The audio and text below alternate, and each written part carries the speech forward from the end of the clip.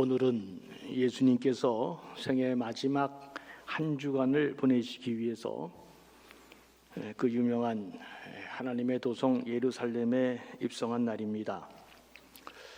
그런데 이 사건이 너무도 중요한 사건이었는지 마태, 마가, 누가, 요한 이 사복음서는 공히 이 사건을 하나도 놓치지 않고 다 보도해 주고 있습니다. 특별히 4개 복음서 가운데 가장 먼저 기록되었다고 하는 이 마가복음을 보면 예수님의 3년 공생의 생애를 총 16장에 다 이렇게 할애해서 담아냈습니다. 그런데 놀랍게도 오늘부터 시작되는 예수님의 이 한 주간 이 삶의 내용을 그 16장 가운데 6장을 할애해서 보도해주고 있다는 것입니다. 이것은 이 복음서의 핵심이 예수님의 순환에 이렇게 집중되어 있다는 것을 우리에게 암묵적으로 말하고 있는 것입니다. 물론 예수님의 3년 공생의 생애 동안 하셨던 모든 말씀과 삶과 기적들 이거 어느 하나 중요하지 않은 것이 없지만 그럼에도 불구하고 이 3년 동안 보여준 삶의 핵심 정신이 이제 이 한 주간 안에 다 농축되어 담겨 있다는 점에서 그리고 그 핵심에 십자가 사건이 있다는 점에서 이 한 주간은 대단히 중요한 그런 기간이다 말씀드릴 수 있습니다. 사람들이 예수님이 예루살렘에 입성하신 이날을 종려주일이다 이렇게 늘 기념하고 지키고 있습니다. 다 아시는 거지만 다른 복음서에는 예수님께서 예루살렘에 입성하실 때 그냥 나뭇가지를 꺾어서 길에 펴며 환호했다 했는데 이 요한복음만은 특별히 더 자세하게 그 나뭇가지가 종려나무라고 말하고 있습니다. 그래서 요한복음의 말씀을 따라 이 주일을 종려주일로 그렇게 기념해서 지키게 된 것입니다. 그냥 상식적으로 알아두시면 되겠습니다. 예수님이 예루살렘에 입성한 사건은 여러 가지로 매우 중요한 정보들을 많이 우리에게 알려주지만 오늘은 딱 한 가지만 집중하려고 합니다. 그것은 당시 이스라엘 백성들이 예루살렘에 입성하시는 예수님의 이 사건을 어떤 마음으로 대하고 있었는지 그리고 당사자인 예수님은 또 어떤 마음으로 입성했는지 그것을 정확하게 아는 것입니다. 지난 3월 21일 토요일 전 세계의 눈이 대한민국 서울 광화문으로 다 그렇게 집중됐습니다. 세계적인 그룹 BTS 이 방탄소년단이 군 복무를 마치고 다시 완전체로 광화문에서 새롭게 공연을 시작했기 때문입니다.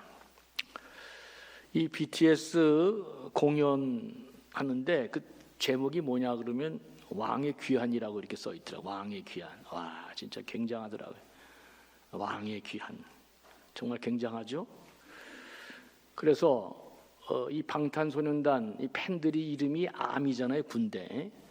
전 세계 아미들이 이 팬들이 대한민국으로 넘어왔습니다. 와 진짜 이거 제가 이게 팬이라고 하는 게 이게 진짜 이 정도구나 하는 거를 내가 보고 놀랐어요. 1시간 무료로 공연하는데 전 세계 이 BTS 팬들, 아미들이 대한민국으로 대거 날라왔고 그들이 3박 4일 뭐 작게는 2박 3일 그렇게 지내면서 우리나라에 2조에서 3조 가량의 돈을 쓰고 갔다 이렇게 뭐 경제적인 보도도 하더라고요. 이 공연 하나를 위해서 정부는 주말인데 쉬는 날인데 엄청난 인력을 동원해서 이 행사가 무사히 잘 끝내도록 하여튼 세계적인 행사가 됐습니다. 오늘 종려주일 제가 설교를 준비하면서 BTS가 종려주일날 공연했으면 이게 어떻게 됐을까? BTS 공연 보러 갔을까? 종려주일 지키러 교회에 왔을까? 참 그런 생각도 해봤습니다.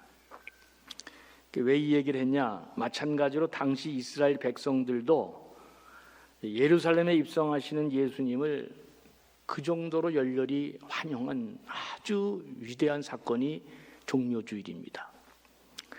종려나무 가지를 꺾어 흔들며 길에 깔며 예수님을 환호했습니다. 참 인상적인 것은 그 가난한 식민지 백성들이 하나밖에 없는 그 가보죠. 집의 가장 중요한 재산 목록 1호 겉옷입니다. 중동 지역은 기온차가 심하기 때문에 낮에는 옷으로 입지만 저녁에는 그 겉옷이 덮는 이불로 바뀔 정도로 유일한 이스라엘 백성들의 가장 중요한 재산 목록 1호가 겉옷입니다. 그런데 이 겉옷을 예수님이 오신다 그래서 땅바닥에 깔고 예수님을 왕으로 환호했다는 것입니다. 종려나무를 꺾어서 환영했기 때문에 종려주일, 이것보다 더 중요한 것은 종려주일이 아니고 겉옷주일, 그렇게 해야 됩니다. 이들의 재산 목록 1호를 그렇게 길거리에 깔 정도로 이들은 어마무시하게 예수님을 환호하고 열광했던 것입니다. 특별히 구절을 보면 이렇게 되어 있습니다. 앞에서 가고 뒤에서 따르는 자들이 소리 지르되 호산나 찬송하리로다 주의 이름으로 오시는 이여. 이 호산나는 이제 구원하소서라는 히브리어 단어를 헬라어로 바꾼 언어입니다. 그러니까 호산나는 헬라어 언어인데 호산나 호산나 그러면 이게 무슨 말이야? 하나님이여 여호와여 구원하소서, 구원하소서, 우리를 형통케 하소서, 그렇게 소리치면서 지금 환호했다는 것입니다. 어떻게 그들이 당시 자신이 생존하는 유일한 재산의 하나의 유일한 소유물인 겉옷을 그렇게 기꺼이 주님께 길가닥에 깔아낼 수 있었을까? 그리고 왜 그들은 호산나 호산나를 목 터져라 외치면서 환호하고 열광하고 따랐을까? 왜 그랬을까? 그건 딱 한 가지 이유 때문입니다. 지금 예루살렘에 입성하시는 예수가 자신들을 구원해줄, 자신들이 지금까지 기다려왔던 진정한 메시아임을 확신했기 때문에 그렇습니다. 그도 그럴 것이 예수님이 왕이심을 드러낸 일이 공생의 기간 이미 충분히 입증되었고 이들은 그걸 다 알고 있었습니다. 예수님은 온갖 각색 질병 걸린 자들을 다 고쳐주셨습니다. 눈을 뜨지 못하는 장님의 눈을 뜨게 했고 귀신 들린 자를 귀신을 쫓아내는 놀라운 역사를 보여주셨습니다. 거센 풍랑을 잔잔케 하실 뿐만 아니라 물 위를 걸으셨고 보리떡 5개와 물고기 2마리로 5,000명을 먹여 살리셨고 물로 포도주를 만드셨고 죽은 자까지도 살려내신 분이셨습니다. 그러니 이런 분이 우리 왕이 되는 것은 너무도 당연하다고 생각했던 것입니다. 예수님은 지금까지 자기들이 기다려왔던 메시아임에 틀림없다, 이들은 그렇게 확신한 것입니다. 이분이야말로 그 화려했던 다윗 왕조 영광을 회복하실 분이라고 그들은 다 믿었습니다. 로마 식민지 시대 지긋지긋한 이 자신이 당하는 고통과 이 어려움을 다 주님이 이제 풀어주실 것이다. 그래서 예루살렘에 입성하신 예수님을 대대적으로 환영하면서 곧 왕관을 쓰고 우리들의 왕이 돼서 우리를 통치하시고 다스려 주시고 우리의 모든 문제를 해결해 주실 것이다, 그렇게 믿었던 것입니다. 그래서 그렇게 열광하고 환영했던 것입니다. 그런데 이게 웬일입니까? 불과 일주일도 지나지 않아 예수님은 무력할 정도로 비참하게 십자가에 달려 죽은 것입니다. 이것은 예루살렘에 입성하는 것보다 더 크고 사람들을 경악하게 했던 놀라운 사건이 아닐 수 없습니다. 아니, 어떻게 저 권세 있고 능력 있는 분이 어떻게 저렇게 처참하게 무력하게 십자가에 죽을 수 있단 말인가? 모든 사람들이 경악했습니다. 여러분, 왜 이런 일이 일어난 것입니까? 예수님은 분명 왕으로 예루살렘에 입성했지만 그러나 세상 사람들이 생각하는 그런 왕이 아니었습니다. 여기에 핀트가 엇갈리고 있습니다. 예수님은 지금 가난한 식민지 백성들이 왜 자기를 그토록 환호하는지, 그들의 소원과 기대가 무엇인지 너무도 잘 알고 있었습니다. 그러니 그런 사람들의 기대를 다 저버리고 십자가에 지시려고 하는 예수님의 마음이 얼마나 아팠을까? 예루살렘에 입성하셨을 때 주님은 자신을 따르던 사람들의 그 절망과 굶주림, 지친 가난한 식민지 백성의 그 눈을 다 보았습니다. 한 벌밖에 없는 겉옷마저도 주님 가는 길에 아낌없이 깔았던, 자신을 구원자로 환호하며 따랐던 그들의 간절한 열망이 무엇인지를 주님은 너무도 잘 알고 있었습니다. 그러나 그럼에도 불구하고 주님은 그들의 기대를 무시하고, 아니 그들의 기대를 넘어서서 십자가에 무참하게 달려 죽으셔야 했던 것입니다. 그러니 예수님의 마음이 얼마나 힘들고 아프고 고통스러웠을까, 그런 생각을 해보았습니다. 사랑하는 교우 여러분, 예수님은 거창한 환호 속에서 왕으로 입성하셨지만 사람들이 원하시는 길이 아닌 하나님이 원하시는 길로 걸어가셨던 것입니다. 그렇게 하는 것이 하나님을 위할 뿐만 아니라 이것이 궁극적으로 저 사람들을 위한 길이었기 때문에 주님은 그 길을 가신 것입니다. 당시 사람들의 모든 관심은 뭐였죠? 내 병든 몸이 빨리 고침을 받는 것입니다. 줄인 배를 채우는 게 유일한 관심입니다. 식민지 지배에서 벗어나 빨리 자유로운 삶을 살고 싶은 게 이들의 유일한 소망이었습니다. 맞죠? 다른 거 생각할 거 없습니다. 그렇습니다. 먹고 사는 문제가 지금 중요한데, 내가 다 억압받고 자유를 잃어버린 이거보다 더 중요한 일이 어디 있겠어요? 그러나 그들은 자신을 영원한 형벌로 몰아넣는 죄의 문제를 해결하는 것, 이게 얼마나 중요한 일인지 아는 사람은 당시 한 사람도 없었습니다. 그죠? 이 세상에서 이게 다니까 잘 먹고 잘 살면 된다, 이게 하나가 온전히 그들의 관심이었습니다. 지금도 다르지 않습니다. 그런데 놀랍게도 예수님은 예루살렘을 입성하신 후, 다시 내가 오늘 성경을 다시 읽어봤어요. 그러니까 예수님이 예루살렘에 입성하신 후 십자가에서 돌아가실 때까지 앞에서 공생의 기간에 행했던 모든 병자들을 치유한 사건이나 오병이와 같이 많은 사람을 배불리 먹이는 그런 놀라운 급식 기적 사건은 예수님이 예루살렘에 입성한 다음에 한 번도 일어나지 않습니다. 왜 그랬을까? 이제 주님은 몇 사람 고치고 몇 사람 먹이고 몇 사람 살리는 것이 아니라 오고 오는 세대 모든 사람을 살리기 위해서, 모든 사람에게 영원한 생명을 주고 풍성한 삶을 살도록 하기 위해서, 오병이어전도 5,000명 먹이는 그런 기적이 아니라 자신이 친히 십자가에 달려 죽어야 한다는 것을 알았기 때문입니다. 그래서 누구든지 주 예수 그리스도를 자신의 구주로 믿고 그분이 나의 죄를 다 사해 주시기 위해 십자가에 나 대신 달려 돌아가신 분이심을 확실히 믿고 그분을 진정 나의 구주로 믿는 자들에게는 하나님의 자녀가 되는 권세를 주시고 신분을 바꿔주시고 영원한 생명으로 하나님 나라를 유업으로 받을 자로 새롭게 우리를 창조하신 것입니다.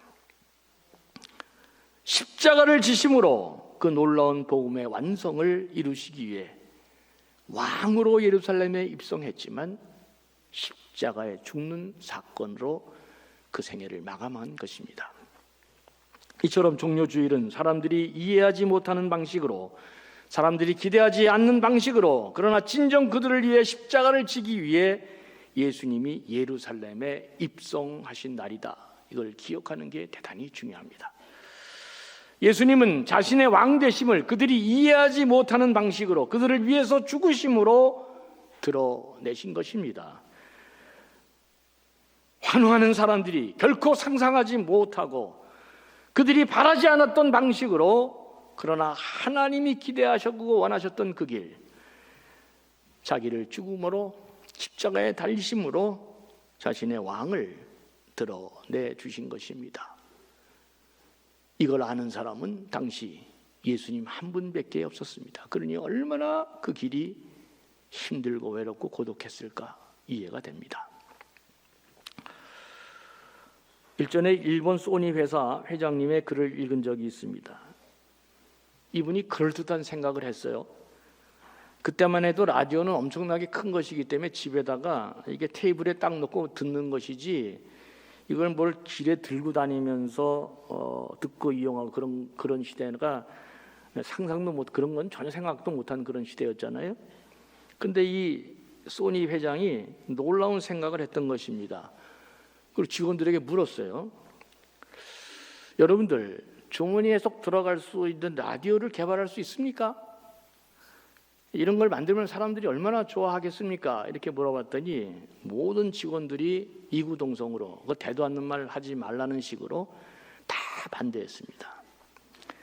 그럼에도 소니 회장님은 사람들이 제대로 알지 못해서 저런다 생각하고 개발에 전념해서 마침내 그 기계를 만들어냈습니다. 그것이 당시 그 유명한 처음 나왔죠.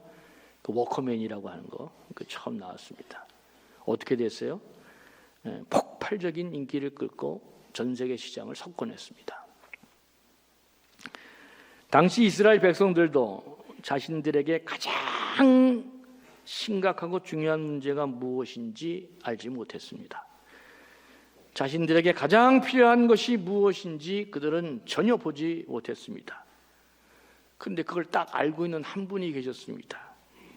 주님이 바로 그 사람입니다. 그러니 주님이 그런 사람들을 위해 놀랍게도 십자가를 죽으심으로 영생의 풍성한 삶으로 인도하는 그 길을 가게 된 것입니다. 여러분, 21세기를 살아가는 오늘날에도 세상 사람들은 하나님을 알지 못하기 때문에 자기가 어떤 존재인지를 제대로 알지 못합니다. 하나님을 믿지 않는 것이, 예수 그리스도를 구주로 받아들이지 않는 것이 얼마나 위험천만한 인생을 사는 것인지 제대로 아는 사람이 없습니다. 사람들이 자기가 죽을 운명에 빠져서 죽음을 향해 달려가고 있는 존재라는 사실을 알지 못합니다. 그렇게 많은 무거운 짐에 시달리고 어려움 속에 살아가면서도 예수님이 내 삶의 모든 문제를 해결할 수 있는 분이라는 것을 전혀 알지 못하고 살아갑니다. 그들이 생각하는 삶은 오직 이 세상뿐입니다. 이 세상에서 오직 잘 먹고 잘 살고 이 세상이 다기 때문에 이 세상이 우리가 갖고 있는 마지막 세계다, 그렇게 믿고 죽음 이후에 다른 세계가 있다는 사실을 전혀 알지 못하고 그렇게 살아갑니다. 그래서 예수 믿으세요 라고 말해도 그들에게는 하나도 그 말이 마음에 다가오지 않는 것입니다. 그러나 성경은 히브리서에서 이렇게 말합니다. 그 9장 27절에 보면 사람이 한 번 죽는 것은 정해진 것이요 그 위에는 심판이 있으리니 그 복음을 대적하고 예수 그리스도를 대적하는 자는 태울 맹렬한 불만이 있으리라, 그렇게 써 있습니다. 사랑하는 교우 여러분, 그리고 오늘 우리 교우님들에 이끌려서 처음 나오신 분들, 저는 여러분들에게 인생을 살아가는데 너무도 가장 중요한 정보를 오늘 말씀드리려고 합니다. 우리 시대가 정보화 시대죠. 정보를 어떻게 빨리 얻느냐, 그리고 그것을 그렇게 얻은 정보를 내 삶에 얼마나 빨리 활용하느냐에 따라서 내 삶의 질이 확 달라지는 그런 시대에 살고 있습니다. 근데 오늘 제가 여러분들에게 드리는 이 정보는 여러분들의 남은 인생을 너무도 크게 달라지게 할 뿐만 아니라 여러분의 운명을 바꿀 정도로 너무도 중요한 정보라는 것 분명히 말씀드리고 싶습니다. 그 정보의 핵심이 뭐냐? 예수님이 우리 죄를 위하여 십자가에 대신 죽으셔서 우리를 구원하시고 우리를 영원한 생명을 주셨다는 사실입니다. 그래서 우리는 그 사실을 믿음으로 새롭게 하나님 자녀로 거듭날 수 있다는 것입니다. 나를 위해 죽으신 예수 그리스도를 믿기만 하면, 그분을 나의 구주로 영접하기만 하면 우리 인생은 그 순간 영생의 길과 풍성한 삶을 새롭게 사는, 내 삶을 다 뒤집어 엎는 놀라운 일이 일어난다, 그렇게 성경이 말씀합니다. 우리 감전교회는 예수님이 당신을 위해 죽으셨다는 사실을 전하는 바로 이 전도 공동체고 선교 공동체입니다. 그래서 오늘 저희 교회 처음 나오신 분들에게 이렇게 말씀드리고 싶습니다. 우리 감전교회는 어떻게든지 여러분들에게 이 귀한 정보를 잘 전하고 여러분들이 받아들여서 남은 여생의 삶을 복 있는 삶을 살고 영원한 생명 누리고 이 땅에서도 풍성한 삶을 살도록 우리가 도와주고 싶다. 그것을 반드시 여러분들에게 전해주고 싶습니다. 성경은 하나님께서 우리 인간을 구원하시기에 육신을 입고 이 땅에 오셨다고 말씀해주고 있습니다. 그 유명한 요한복음 3장 16절은 이렇게 말씀합니다. 하나님이 세상을 이처럼 사랑하셔서 독생자 예수 그리스도를 주셨는데, 그래서 그를 십자가에 못 박게 하고 우리의 죄를 다 감당하면서 그를 믿는 자마다 멸망치 않고 영생을 얻도록 하나님이 주셨다는 것입니다. 이거는 오늘 처음 나오신 분들은 저를 통해서 아니면 영원히 듣지 못할 정보입니다. 하나님이 우리에게 계시로 주신 위대한 정보이자 우리 운명을 바꿀 정보입니다. 보이지 않는 하나님이 보이는 육신을 입고 이 세상에 오셨다는 것입니다. 그분이 바로 예수 그리스도이십니다. 오늘 처음 오셔서 예수 그리스도라는 분을 알고 가시는 것만으로도 여러분은 복 있는 사람입니다. 그런데 그 아는 것으로 끝나면 안 되고, 예수님은 이 땅에 오셔서 뭐라고 자신이 이 땅에 온 이유를 설명했냐면, 사람들로 하여금 영원한 생명을 얻고 이 땅에서도 풍성한 삶을 살도록 하기 위해서 내가 왔다. 그러니까 예수님과 연결되어지면 이런 삶을 산다는 것입니다. 이 말씀은 예수 그리스도를 떠나서는 절대로 우리의 인생이 영원한 생명을 얻고 풍성한 삶을 사는 것이 불가능하다. 그 이야기를 하고 있는 것입니다. 인간은 태어날 때부터 영혼을 가진 존재라는 것 여러분 잊지 말기를 바랍니다. 영혼을 가졌다, 보이지 않는 영혼을 가졌다는 건 다 우리가 종교적인 존재로 태어났다는 것을 말합니다. 다시 말하면 우리는 진공 상태에 사는 게 아니라 우리 보이지 않는 영혼이 뭔가의 영에 의해서 지배를 받고 살아가는 존재다. 그래서 우리는 우리가 어떻게 할 수 없는 또 하나의 운전사가 나를 지배하고 운전하고 있다는 사실을 알고 사는 게 중요합니다.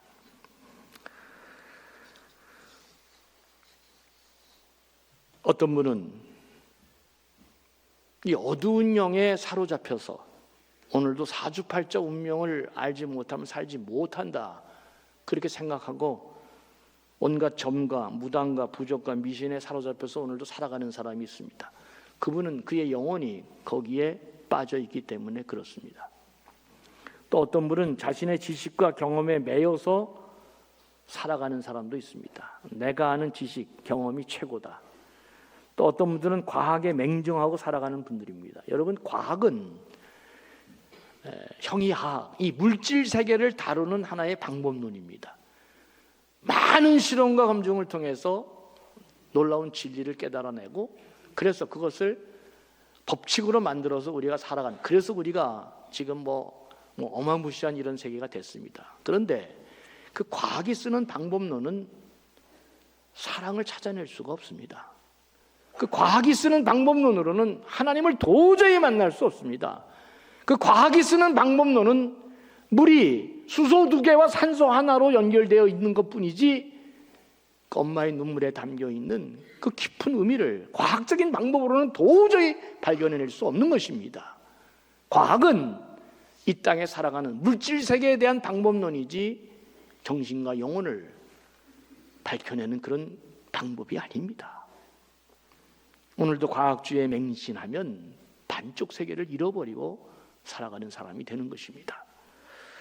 그러나 이런 온갖 어두운 악한 영과 인간이 만든 온갖 우상과 업적에 사로잡혀 있으면 우리 인생은 절대로 영원한 생명을, 그리고 풍성한 삶도 살 수 없다는 게 성경이 우리에게 전해주시는 위대한 메시지입니다.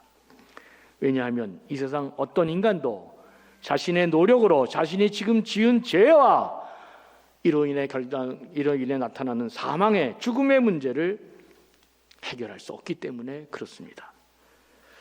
오직 주 예수 그리스도만이. 그래서 요한복음 14장 6절은 이렇게 말씀합니다. 내가 곧 길이요 진리요 생명이니 나로 맘지 않고는 아버지께로 올 자가 없느니라 그랬습니다.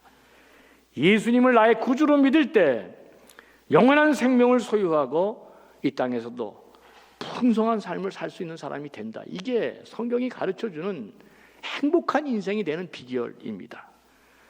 인간은 근본적으로 부족하고 연약하고 결핍됐고 한계를 가진 존재이기 때문에 이 땅에 살아갈 때 염려, 근심, 걱정, 두려움에 사로잡혀 살아갈 수밖에 없습니다.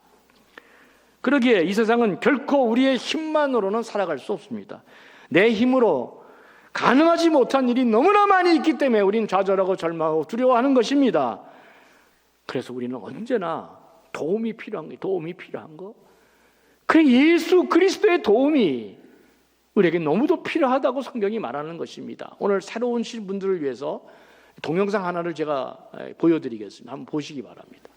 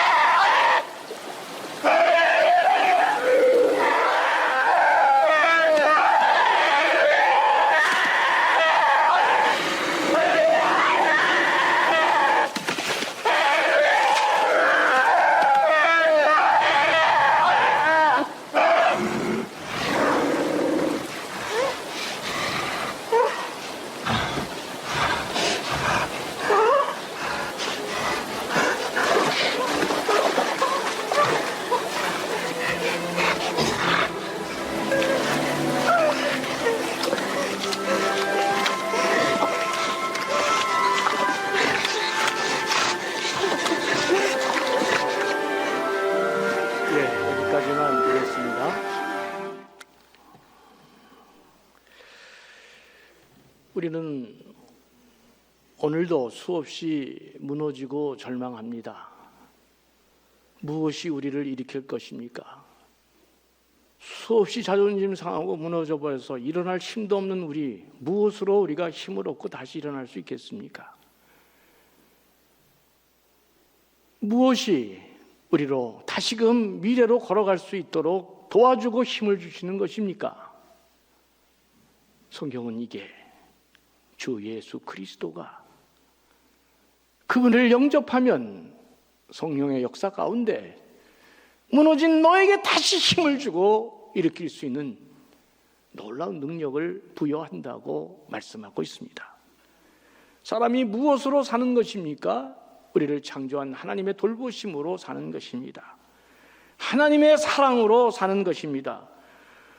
그러기에 우리 인간에게 가장 큰 은혜는 하나님이 나와 함께 하시는 것입니다. 십자가에 달려 돌아가신 그분, 나를 위해 모든 걸 내어주신 그분이 무너진 내 자존심을 일으켜주고 절망하고 지친 나를 다시 새 힘을 주고 그 힘을 믿고 그와 동행하고 함께 가면 다시 미래를 향할 수 있도록 우리를 이끌어 주신다. 성경이 그렇게 말씀합니다. 우리 인생의 승패는 도우시는 하나님이 내 안에 있느냐 없느냐로 결판나는 것입니다. 아무리 내가 위대한 능력을 갖고 있다 할지라도, 아무리 내가 에덴 동산 같은 좋은 곳에 살고 있다 할지라도 하나님이 떠나시면 그 에덴 동산도 저주와 죽음과 멸망과 죄악의 동산이 되고 마는 것입니다. 인생의 최고의 축복은 하나님이 함께 하시는 것입니다. 그래서 절망하는 자들에게 이사야는 언제나 이렇게 말씀합니다. 41장 10절에 보면 두려워 말라, 내가 너와 함께 함이니라. 놀라지 말라, 나는 내 하나님이 됨이니라. 내가 너를 굳세게 하리라. 참으로 너를 도와주리라. 참으로 나의 의로운 오른손으로 너를 붙들리라 그랬습니다. 예수님은 내가 너희와 세상 끝날 때까지 함께 하시겠다 약속해 주셨습니다. 주님이 우리와 함께 하시면 아무 염려 없잖아요. 주님은 내일 일을 염려하지 말라 그랬습니다. 들에 핀 뙬가파를 보라, 공중에 나는 새들을 보라. 저들이 심지도 거두지도 아니하는데 하늘에 계신 천부께서 다 저들을 입히시고 지키시나니 하물며 예수 그리스도를 믿는 너희를 내가 그대로 놔두겠느냐, 염려하지 말라 그랬습니다. 다윗은 사울 왕에게 쫓겨서 내일의 생명을 기약하지 못할 때 그는 이렇게 자신의 삶의 포만감을 외쳤습니다. 여호와가 나의 목자시니 내가 부족함이 없다 그랬습니다. 뭐가 부족함이 없어요? 죽기 일보 직전인데 그럼에도 불구하고 그는 하나님이 나와 함께 하시니 나는 부족함이 없다, 이 놀라운 삶의 포만감을 외칠 수 있었습니다. 하나님이 함께 하시면 우리의 대적이 없기 때문입니다. 결국 우리 인생의 승패는 우리의 자신의 능력과 무슨 지식에 달려있는 게 아니고 하나님이 나와 함께 하시냐 그렇지 아니하나로 결판된다는 사실을 오늘 처음 교회에 오신 분들은 꼭 기억할 수 있기를 바랍니다. 내가 아무리 능력 있고 아무리 내가 노력하고 최선을 다해도, 내가 비범해도 하나님이 함께 하시지 아니하면 수고하고 애쓴 것이 다 허사가 되는 것입니다. 성경은 집 짓는 자의 수고가 하나님이 함께 하시지 않으면 아무 소용이 없다 그랬습니다. 아무리 내가 집을 100채 지어도 그 집에 들어가서 못 사는 것입니다. 내가 애쓴 수고가 아무 소용이 없는 것입니다. 하나님이 함께 하시면 일이 쉬워지고 닫힌 문도 열리고 사람들이 모아주고 사람들이 함께 해주고 척척 일이 진행되는 것입니다. 왜 그럴까? 하나님이 그들의 영혼을 만져주시고 함께 갈 수 있도록 해주시기 때문입니다.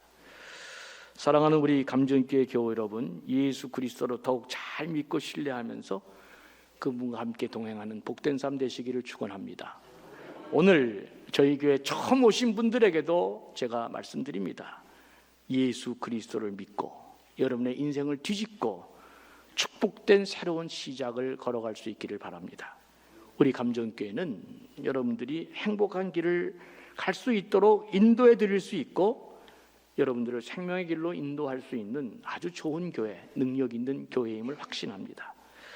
부디 예수 그리스도를 오늘 이 짧은 시간 내에 구주로 영접하셔서 소중한 만남이 성령 안에서 이루어지면서 여러분의 운명을, 미래를 바꾸어 놓는 그런 복된 사람들 다 되시기를 주의 이름으로 간절히 축원합니다. 아버지 하나님, 오늘 성례전도 저희가 행하고 또 종려주일, 또 오늘 4개 우리 지혜가 새로운 영혼들을 초대하는 그런 복된 날들이 오늘 이 귀한 행사에 있습니다. 하나님께서 이 모든 형편을 아시오니 영으로 역사해 주셔서 생명 있는 열매가 맺혀질 수 있도록 복을 내려 주시옵소서. 감사하며 예수님의 이름으로 축복하며 기도합니다. 아멘.